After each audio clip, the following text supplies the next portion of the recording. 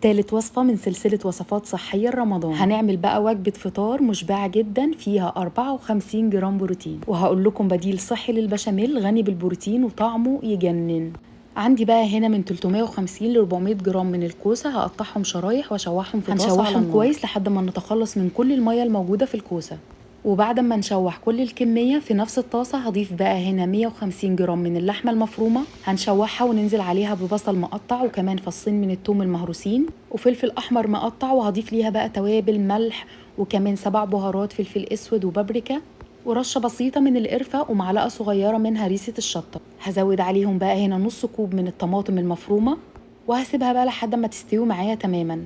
هجهز بقى هنا قالب بيدخل الفرن، هنرص فيها بقى شرايح الكوسة بنفس الشكل كده ونضيف اللحمة المفرومة وهضيف رشة من الجبنة الموتزاريلا ونكرر بقى الطبقات.